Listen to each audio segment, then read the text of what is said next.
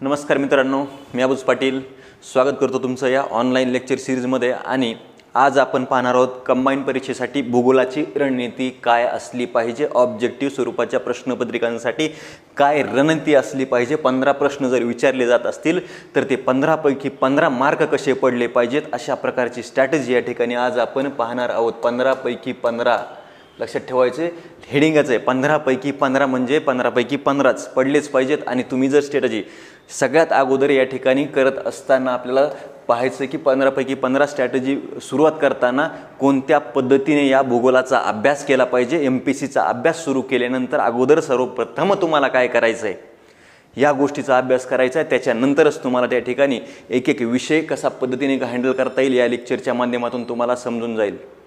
जरी मी भूगोलासाठी सांगणार असलो तर सेम स्ट्रॅटेजी तुम्हाला इतर विषयासाठी सुद्धा अवलंब करायची आहे। त्याच्यामध्ये थोडेफार प्रमाणामध्ये तुमच्या मनाप्रमाणे चेंज करू शकता, लक्षात ठेवायचं। तो सो लेट्स स्टार्ट इट, करेंगे शुरू। अभी यहाँ पे 15 पैकी 15 कैसे मिलाना है, 15 पैकी 15 कैसे लाना है कंबाइन परीक्षा में। सो यहाँ देखो, अभी 15 पैकी 15 लाना है तो सर्वप्रथम अपने को यह करना पड़ेगा की तुम्हाला सगळ्यात अगोदर टॉपिक वाचायला घेतल्यानंतर विषय सुरू करताय। तुम्ही जिओग्राफीच्या संदर्भामध्ये बोलतोय, जिओग्राफीच्या संदर्भाने पोरांचा अभ्यास सुरू करायला झाला की लगेच पोरं म्हणतात सर IMP टॉपिक सांगा, IMP टॉपिक सांगा। अरे IMP टॉपिक सांगण्या अगोदर तुला आयोगाच्या प्रश्नपत्रिका माहीत नाहीत, आयोगाचे सिलेबस माहीत नाही, तू म्हणता आयोगाच्या टॉपिक सांगा, असं चालत नाही मित्रांनो। तर सगळ्यात अगोदर सुरुवात करण्या अगोदर जिओग्राफी या विषयाची सुरुवात करायच्या अगोदर एमपीसीची सुरुवात करण्याच्या अगोदर सगळा पहिला टप्पा असेल तुमचा म्हणजे त्या ज्या परीक्षेची तयारी तुम्ही करताय त्या परीक्षेची तयारी करताना या ठिकाणी त्याच्या अभ्यासक्रम कशा पद्धतीचा आहे, अभ्यासक्रम काय आहे हा या ठिकाणी पाहणं गरजेचं आहे। अभ्यासक्रम पाहिल्याशिवाय तुम्हाला कोणत्याही परीक्षेची तयारी करता येत नाही। किती खोलीपर्यंत जायचं, आपल्या किती ओळखीचा अभ्यासक्रम आहे हे पाहणं गरजेचं असतं आणि ते पाहिल्याशिवाय कोणत्याही परीक्षेची तयारी तुम्ही करायला नाही पाहिजे। या ठिकाणी पहिला टप्पा हा आहे प्रश्नपत्रिका अभ्यासक्रमाचं ॲनालिसिस करणे। एक एक पॉईंट कशा पद्धतीने आहे तो वाचून आणि पाठच करून टाकायचा। प्रश्न कुठेही जर तो अभ्यासक्रमामधला एक पॉईंट जरी आला तरी तुम्हाला तो पाठ असला पाहिजे आणि पाठ तुम्हाला लगेच आठवलं पाहिजे की पॉईंट नंबर 3 पॉईंट नंबर 4 हा अभ्यासक्रमाचा पॉईंट आहे। पेपरमध्ये एखादी न्यूज आली या ठिकाणी महाराष्ट्राच्या संदर्भानं प्रशासकीय याचं नाव औरंगाबादचं नाव संभाजीनगर केलं, नावामध्ये बदल केले, अशा प्रकारचे नावं कुठं कुठं बदलले, समान नावाचे तालुके कोणते, प्रशासकीय विभाग कोणता आहे, प्रशासकीय विभागातला तालुका कोणता आहे। मग प्रशासकीय विभाग म्हणजे काय हे पटकन लगेच आठवलं पाहिजे की ह्या प्रशासकीय रचनेमध्ये प्रश्न विचारला जातो। अभ्यासक्रम या ठिकाणी पाठ असेल, त्याच्यानंतर दुसरा टॉपिक या ठिकाणी दुसरा घटक महत्त्वाचा असतो, दुसरी पायरी असते या एमपीसीचा अभ्यास सुरू केल्यानंतर ते म्हणजे या ठिकाणी प्रश्नपत्रिका पाहणं।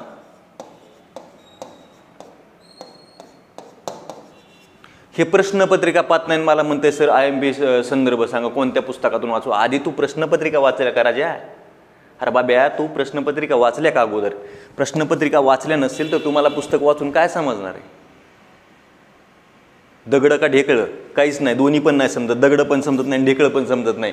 दगड म्हणजे प्राकृतिक रचना आणि ढेकळं म्हणजे मृदा, कसं काय समजेल तुम्हाला? शक्यच नाही। तर या ठिकाणी अगोदर तुम्हाला पाहावे लागतील अभ्यासक्रम, अभ्यासक्रमानंतर अभ्यासक्रमातला प्रत्येक पॉईंट हा तुमचा पाठ असला पाहिजे आणि त्या प्रश्नपत्रिकेतला पॉईंट पाठ झाल्यानंतर तुम्हाला पाहावे लागेल की प्रश्नपत्रिका पाहिल्या, अभ्यासक्रमातला प्रत्येक पॉईंट पाठ आहे, त्याच्यानंतर तुम्ही प्रश्नपत्रिका पाहताय। आयोगाच्या प्रश्नपत्रिका पाहिजेत। मार्केटमध्ये गेले आणि पुस्तकं घेऊन आले कामाचं नाही, लँग्वेज मॅचच होत नाही। आयोगाच्या वेबसाईटवर जा, आयोगाच्या वेबसाईटवरून प्रश्नपत्रिका तुम्हाला मिळतील आणि त्या प्रश्नपत्रिकांचं व्यवस्थितपणे ॲनालिसिस करा। कोणत्या टॉपिकवरती प्रश्न येतात, कोणत्या टॉपिकवरून जास्त प्रश्न असतात, कोणत्या टॉपिकवरती कशा पद्धतीचे प्रश्न विचारले जातात, कोणत्या टॉपिकला महत्त्व द्यायचं हे त्याच्यामधून समजून जाईल। प्रश्न डायरेक्टली पुस्तक वाचायला घेतल्यावर तुम्हाला काय कळणार? त्याच्यामधलं हजार पेजेसचं पुस्तक आहे, त्याच्यामधलं काय कळणार तुम्हाला की कोणत्या टॉपिकवर प्रश्न विचारला जातोय? शक्य नाही कळणं। म्हणून तुम्हाला सांगतो की प्रश्नपत्रिका दुसरा टप्पा हा असेल प्रश्नपत्रिका।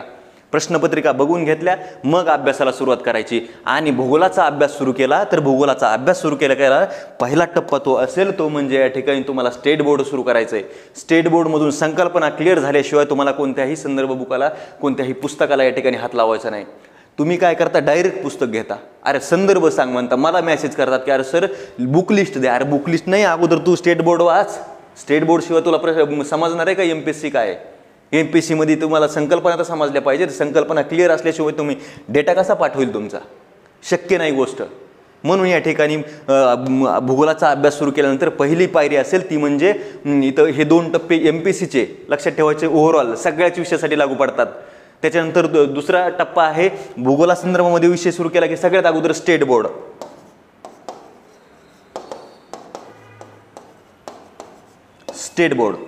स्टेट बोर्ड वाचायला घ्यायचे, पूर्णपणे त्यातून कन्सेप्ट क्लिअर करून घ्यायच्या. पूर्ण कन्सेप्ट क्लिअर झाल्या पाहिजेत आणि त्याच्याशिवाय कोणत्याही पुस्तकाला हात लावायचा नाही. मोठ्या पुस्तकाला लक्षात ठेवायचं. पूर्णपणे झाल्याशिवाय या ठिकाणी स्टेट बोर्ड कंप्लीट करायचे आणि मग स्टेट बोर्ड बुक कंप्लीट झाले, पूर्णपणे कन्सेप्ट क्लिअर झाल्यात असं वाटलं, नाही झालं तर पुन्हा रीड करा. आपल्या नोट्स अवेलेबल आहेत, नोट्स परत वाचा. नोट्स काढण्याचे लगेच फंद्यात पडू नका. नोट्स अवेलेबल आहेत, नोट्स जशाल तशा वाचा. नोट्स आपल्या टेलिग्राम चॅनलवरती उपलब्ध आहेत. नाही समजलं तर स्टेट बोर्ड सिरीज जॉईन करून घ्या. स्टेट बोर्ड सिरीजमध्ये तुम्हाला येऊन जाईल. पण स्टेट बोर्ड स्किप करून तुम्हाला चालणार नाही. मग तुम्हाला स्टेट बोर्ड करत असताना सायन्सचे करावं लागतील, हिस्ट्रीचे करावं लागतील, याच्यानंतर जॉग्राफीचे करावं लागतील. हे सगळे स्टेट बोर्ड करावे लागतील तुम्हाला. सायन्स आणि जॉग्राफी तर मस्टच आहे, करावंच लागतंय. बाकीच्या कन्सेप्ट तरी त्याच्यामध्ये हे समजून जातील बाकीच्या विषयाचे, पण सायन्स आणि जॉग्राफी तुम्हाला कन्सेप्टसाठी क्लिअर करावंच लागतं. हे स्टेट बोर्ड केलं त्याच्यानंतर मग पुस्तकाला संदर्भाला हात घालायचा आहे. कोणत्याही पुस्तका महाराष्ट्र जॉग्राफीसाठी मी तुम्हाला सांगेल, जॉग्राफीसाठी सौदी सरांचे पुस्तक यूज करा, दीपस्तंभचे पुस्तकं यूज करा, खतीब सरांचे केसागरचं पुस्तकं यूज करा. याच्या पलीकडे पुस्तकं यूज करा. बाहेरची पुस्तकं यूज करायची गरज पडणार नाही. आणि महाराष्ट्र जॉग्राफीसाठी याच्या पलीकडे जर तुम्हाला वाटत असेल तर सोप्या लँग्वेजमध्ये पुंगळे सरांचं पुस्तक यूज करा. हे सगळे पुस्तकं यूज करा. प्रत्येक पण गोष्ट लक्षात ठेवायची, सगळे पुस्तकं चांगलीत पण याच्यापैकी प्रत्येक विषयासाठी एकच करायचं आहे. पण सौदी सरांना प्रेफरन्स जास्त द्यायचा आहे. सौदी सरांना प्रेफरन्स पहिला क्रमांक द्यायचा आहे. लक्षात ठेवा, पहिला क्रमांक हा सौदी सरांना असावा. बरोबर. मग सौदी सरांचं पुस्तक हातामध्ये घेताय, सौदी सरांचं पुस्तक हातामध्ये घेतल्या अगोदर त्याचा बरोबर त्या जो टॉपिक त्या सौदी सरांच्या पुस्तकामधला करताय, पहिला पुस्तक घेतला महाराष्ट्राची पार्श्वभूमी. महाराष्ट्राची पार्श्वभूमी वाचायला टॉपिक घेण्या अगोदर तुम्हाला पहिलं काम करायचंय की या टॉपिकवर आलेले प्रश्न, आयोगाचे जे प्रश्न आलेत ते टॉपिक वाचण्याच्या अगोदर प्रश्न वाचून घ्यायचेत. त्याच्याशिवाय टॉपिकला हात घालायचा नाही. टॉपिक फक्त बघून घ्यायचा. कोणता टॉपिक आहे? महाराष्ट्राची पार्श्वभूमी, ऐतिहासिक पार्श्वभूमी महाराष्ट्र निर्मितीची. लगेच त्याच्यावरती आलेले प्रश्न बघून घ्यायचे. आयोगाचे प्रश्न आलेत तरच ते बघून घ्यायचे. फक्त वाचून घ्यायचे, सॉल्व्ह करायचे नाही. आपल्याला येणार आहेत का, सुटणार आहेत का? नाही. त्या टॉपिकवर आलेले प्रश्न वाचून घ्यायचे, जेणेकरून वाचत असताना काय फायदा होईल की वाचत असताना लक्षात येऊन जाईल की यस अशा प्रकारचे प्रश्न येतात. आतापर्यंत असा प्रश्न विचारलाय, पुढे असा प्रश्न विचारला जाऊ शकतो. ह्या पद्धतीने करायचं. ही जी मेथड आहे ती इथून कळून जाईल. प्रश्न वाचल्यामधून कसं वाचायचंय आणि काय वाचायचंय हे तिथून कळून जाईल प्रश्न वाचल्यामुळं. पुढे काय करायचंय? पुढे करत असताना याचा दुसरा टप्पा असेल तो म्हणजे तुम्ही घेतलेलं पुस्तक, हातामध्ये जे पुस्तक घेतलंय त्या पुस्तक या ठिकाणी टॉपिक वाचून घेतला पूर्णपणे. एक गोष्ट लक्षात ठेवायची, टॉपिक जर वाचायला बसलं तर तो कंप्लीटच झाला पाहिजे. ॲटलिस्ट त्याचा एक सब पॉईंट तरी वाचून झाला पाहिजे. पूर्ण सब पॉईंट वाचून झाल्याशिवाय त्याच्यामध्ये गॅप पडायला नाही पाहिजे. सब पॉईंट पूर्ण वाचून झाला तरच बाजूला सरकायचं, नाहीतर कंप्लीटच करायचा. कंप्लीटच. महाराष्ट्राची ऐतिहासिक पार्श्वभूमी वाचून झाला, पूर्ण टॉपिक वाचून झाला की लगेच काय करायचं? हे जे प्रश्न वाचलेत आता हे प्रश्न इथं घ्यायचे सोडवायला.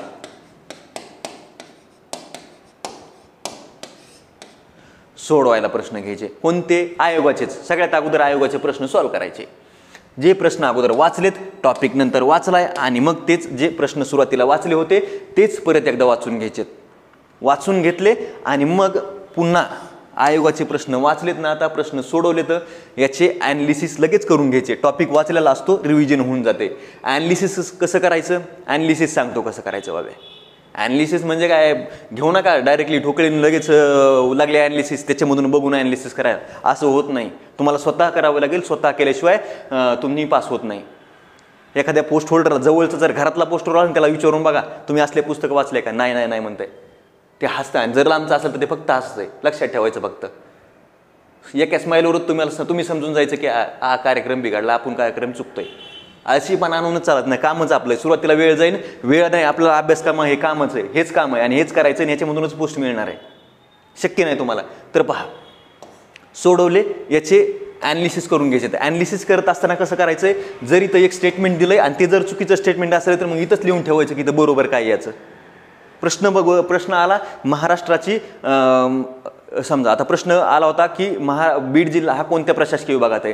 तिथे दिलेलं होतं की औरंगाबाद, नाशिक, पुणे आणि नागपूर हे दिलेलं असेल ना, लगेच तिथं हे लिहून घ्यायचं की काय बीड कशामुळे विचारलाय, तर बीड हा या प्रशासकीय विभागातला सगळ्यात मोठा जिल्हा आहे म्हणून विचारलाय. तर लगेच तिथं दुसरीकडे लिहून ठेवायचं नाशिक जिल्ह्यातला सगळ्यात मोठा जिल्हा कोणता, नागपूर जिल्ह्यातला मोठा जिल्हा कोणता, पुणे प्रशासकीय विभागातला सगळ्यात मोठा जिल्हा कोणता. विषय संपला. प्रश्न इथं क्लिअर होतात. क्लिअर झाला तुमचे पूर्ण टॉपिक इथं क्लिअर होऊन जाईल. तसा प्रश्न वाचले, टॉपिक वाचला, प्रश्न सोडवले आयोगाचे आणि मग सोडवायला घ्यायचे त्या ठिकाणी याचे मॉडेल प्रश्न कोणतेही घ्या, काय अडचण नाही.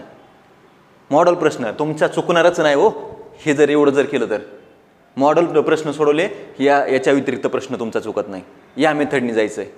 याच्या व्यतिरिक्त काय स्ट्रॅटेजी, तुम्ही म्हणता स्ट्रॅटेजी सांग. अरे तू आधी प्रश्न तर वाच बाब्या, तू प्रश्न वाच आधी, अभ्यासक्रम वाच. अभ्यासक्रमाशिवाय होतच नाही.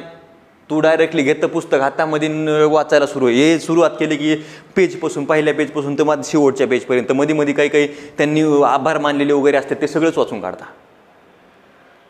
अरे याला काय अर्थ आहे, याला काहीच अर्थ नाही. या पद्धतीने तुम्हाला करावं लागेल. त्याच्याशिवाय तुम्हाला पोस्ट नाही आणि पोस्ट नसेल तर तुम्हाला इज्जत नाही, काहीच कामात नाही. तुमची इज्जत माझी इज्जत. आता तुम्ही माझ्या लेक्चर बघता म्हणले माझी इज्जत चाललीच ना, माझे स्टुडंट. तर हे करायचंय.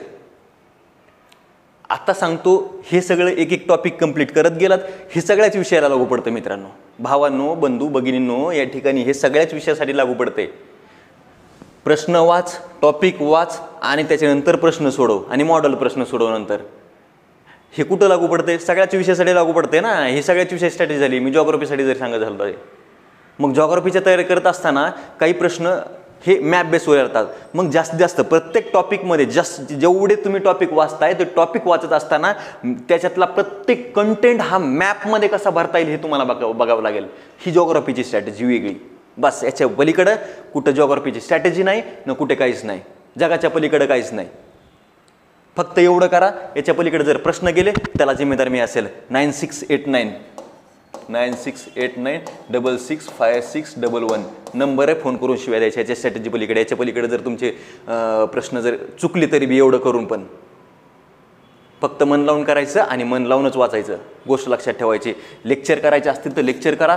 लेक्चर करायच्या अगोदर सुद्धा इथं वाचायच्या ऐवजी ही स्टेप स्किप करायची. लेक्चर करायला लागलात, प्रश्न वाचा, लेक्चर करा आणि प्रश्न सोडवा. या पद्धतीने करायचंय. प्रश्न बरोबर येतात. नाही आले तर अबूज पाटील आहेच. बिनधास्त मन मोकळेपणाने शिवाय द्यायच्या. टेलिग्राम चॅनल जॉईन करून घ्यायचं. MPSC UPSC GS ऑप्शनल तो टेलिग्राम चॅनल आहे. @अबूज पाटील हा दुसरा टेलिग्राम चॅनल आहे. दोन्हीपैकी टेलिग्राम चॅनल जॉईन करून घ्यायचं. नोट्स आपल्या अवेलेबल आहेत. नोट्स वाचून घ्या. नोट्स तुम्हाला याच फॉर्मॅटमध्ये मिळतील. डिस्क्रिप्शन बॉक्समध्ये लिंक आहे. ज्याला लेक्चर करायचे असतील लेक्चर जॉईन करून घेऊ शकता. ही झाली स्ट्रॅटेजी. मग आता एवढं सगळं झालंय आणि मग पुन्हा ज्यावेळेस IMP टॉपिकचा मुद्दा. आता IMP टॉपिक सांगतो तुम्हाला. IMP टॉपिक म्हणजे काय की ज्या टॉपिकवरती वारंवार आयोग प्रश्न विचारतंय आणि आयोग प्रश्न जास्तीत जास्त प्रश्न विचारण्याची प्रमाण त्याच टॉपिकवर जास्त, ते म्हणजे IMP टॉपिक. IMP टॉपिक म्हणजे वेगळं काय असतंय तर या ठिकाणी आता IMP टॉपिक कोणते मग IMP टॉपिक हे पूर्व परीक्षेसाठी सांगतो तुम्हाला.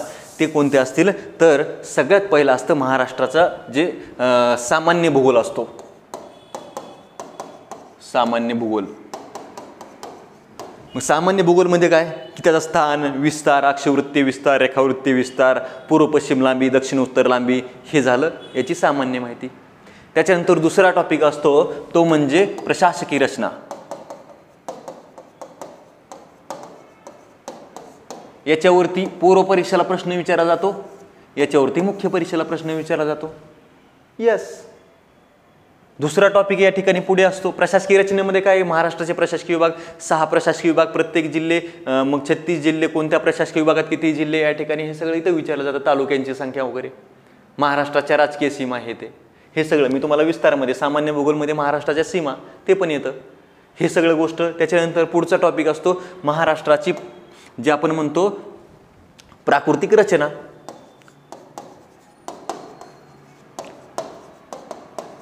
मग प्राकृतिक रचनेमध्ये काय पाहिजे की या प्राकृतिक रचने पाहत असताना या ठिकाणी आपण शिखरं, डोंगर, त्याच्यानंतर पठारी वगैरे जे स्थानिक पठार असतात ते कोणत्या डोंगर रांगेमध्ये आहेत असे प्रश्न विचारले जातात. आस्तंबा डोंगर कोणत्या डोंगरामध्ये, तोरणमाळ सांगता आलं पाहिजे, तो नंदुरबार जिल्ह्यामध्ये. हे सगळं बघून घ्यायचं आहे. हे झाला प्राकृतिक रचना. त्याच्यानंतर पुढचा टॉपिक असतो तो म्हणजे नदी प्रणाली. कोणती नदी कुठं जाते, कुणाची नदी कोणती, उपनदी, डावी उपनदी, उजवी उपनदी, ह्या सगळ्या गोष्टी म्हणजे उपनदी प्रणालीमध्ये. नदी प्रणाली आणि नदी प्रणालीमध्ये पाहत असताना कोणत्या कोणत्या पाहिजेत माहिती आहे का? आपण पाहत असतो गोदावरी, हीच आपल्याला पाठ आहे. गोदावरी सगळ्यात मोठी तर सगळीच पाठ. अरे तिच्यावर प्रश्न येण्याचं प्रमाण कमी ना बाबे. तू पाय ना त्या तापी नदीनंतर तू पुढचा पाय ना वैनगंगा नदी, वैनगंगा आणि वर्धा. बरोबर का? या टॉपिकवर याच्यावरती पहा ना पैनगंगा नदी, ह्याला यांच्यावर प्रश्न यायला लागले ना आता. तुम्ही गोदावरीच कावर पाठ करता? गोदावरी तर कराच रे, महाराष्ट्रातली दक्षिण भारतातली सगळ्यात मोठी करावंच लागणार आहे. गोदावरी, भीमा, कृष्णा महाराष्ट्रातील सगळ्यात मोठ्या नद्या, हे तर पाहावंच लागतील. पण ह्याच्याबरोबर हे प्रश्न येतं इथं विचारताय आयोग. तापी, वैनगंगा, पैनगंगा, वर्धा या नद्यावर प्रश्न विचारला, तुम्ही पाठ करते फक्त पुन्हा रिव्हिजनला घेतला की तेच, याला काहीच अर्थ नाही. हे नदी प्रणालीमध्ये पाहायचं आहे. दुसरा टॉपिक आहे याच्यानंतर खनिज संपत्ती.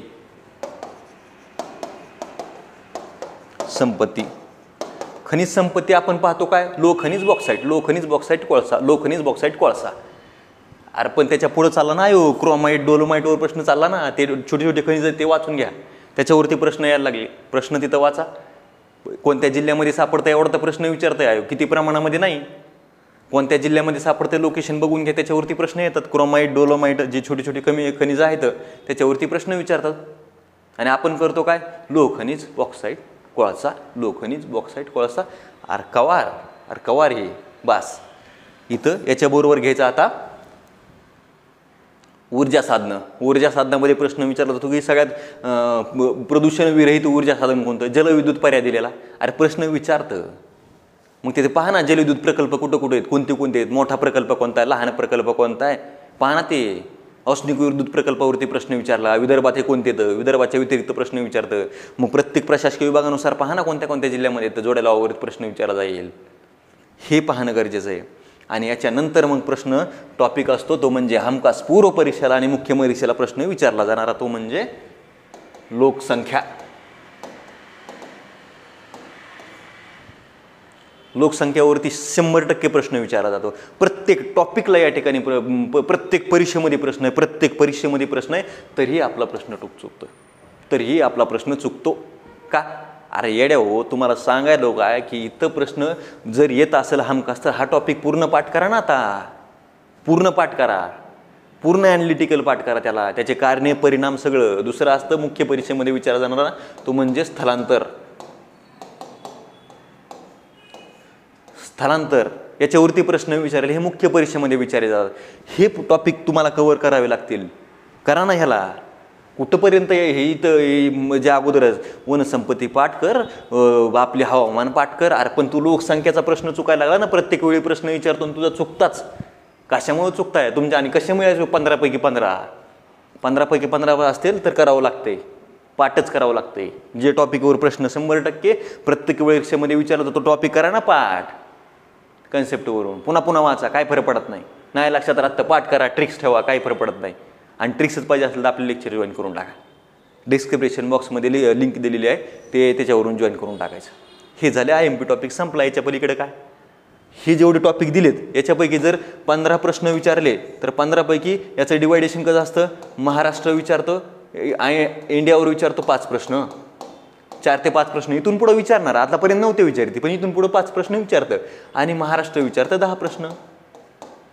मग 10पैकी जर एवढे जे टॉपिक आहेत याच्यापैकी जर 10 प्रश्न आले तर 10पैकी 8 प्रश्न ह्या एवढ्याच टॉपिकमधून कव्हर होतात. 8 प्रश्न कव्हर होतात. संपला विषय. तुम्ही जर इतर जर तुम्हाला प्रश्न सुटले तरी संपला. हे IMP टॉपिक आहेत. शेवटच्या कालामध्ये करायचे, नाही तर डायरेक्टली घेताना म्हणले मास्तर म्हणले IMP टॉपिक सांगितले मास्तरनी, डायरेक्टली घेतले हेच टॉपिक वाचायला. आणि बाकीचा जिओग्राफी वाचलाच नाही, अरे येडे तर 15पैकी 15 नसतात मिळेल, मग 8च मार्क मिळून जातील तुम्हाला एवढे करताय तर. असं नका करू. अगोदर IMP टॉपिक हे कधी ठरवायचे असतात की एक्झाम जवळ येते, एक्झाम जवळ आल्यानंतर मग काय करायचं आहे बुवा, कमी वेळ आहे आपल्याकडे तर त्या वेळेमध्ये IMP टॉपिक करायचे असतात. IMP ज्याच्यावरून रिव्हिजन करायची, रिव्हिजनसाठी वापरायचे IMP टॉपिक. नाही तर तुम्ही म्हणले घेतले अभ्यासालाच कालपासून सुरुवात केली ना, आज तर घेतला IMP टॉपिक. नाही नाही नाही नाही, तुम्हाला पहिल्यापासून शेवटपर्यंत वाचावं लागेल राजा, हो असं होत नाही. चलो, सो अशा प्रकारची स्ट्रॅटेजी लिंक बॉक्स डिस्क्रिप्शन बॉक्समध्ये लिंक दिलेल्या टेलिग्राम चॅनलची ॲपची लिंक आहे. ज्यांना कोर्स जॉईन करायचं त्यांनी ॲपवर जायचं आणि ज्यांना नोट्स पाहिजेत त्यांनी टेलिग्राम चॅनल जॉईन करायची. चलो थांबते हैं अभी, आज के लिए बस इतना ही. और 15पैकी 15 मार्क इससे ज़्यादा अगर नहीं आए तो 9689865611 कॉल करके शिवाय देने का मन मोकलेपनाने. बस चलो, तो फिर आज के लिए रुकते हैं. Thank you so much. Ram Ram.